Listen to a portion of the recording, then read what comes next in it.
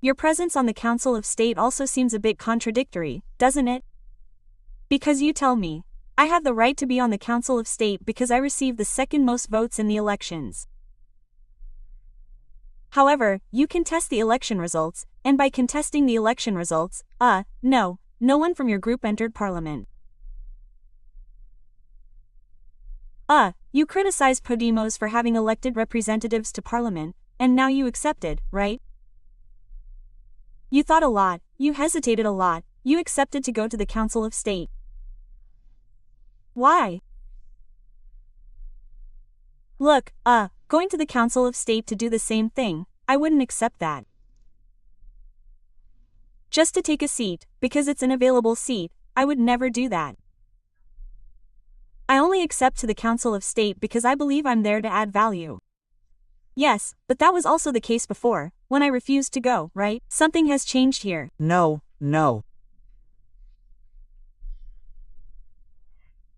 And just look, to avoid making a unilateral decision, a decision that could even be associated with a kind of thirst for, let's say, the attractiveness of perks and so on, as many tend to infer.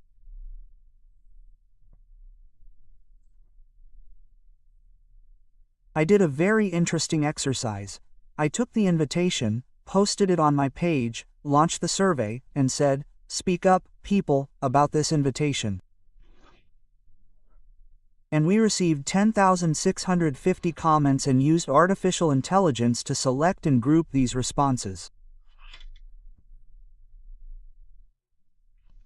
87% of the people who responded said I should go to the Council of State, and the remaining 13% said I shouldn't go.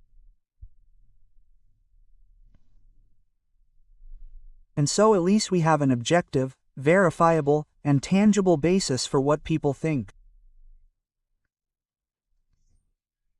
This is the first point associated with the thinking of the people who truly believe in me. With this question I posed here, the sweetness that I am available to go there, but to add value, so I considered, let's say, these two variables and decided to participate.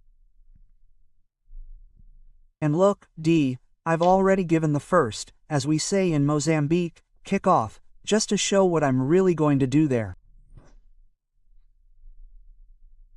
When the meeting was postponed on June 24th, that is, the day before the National Independence celebration, I submitted it on the same day, and on the morning of the 24th, I submitted a draft bill to revise the State Council law itself. I studied the State Council law and noticed that, under the conditions under which that law was created, it's a body destined to remain inactive, inoperative, and of virtually no viability or interest to the public. So I made a proposal for a revision so that this body becomes active and socially and politically useful. And that's what I'm going to do. This is a typical example of what I set out to do as a state councillor.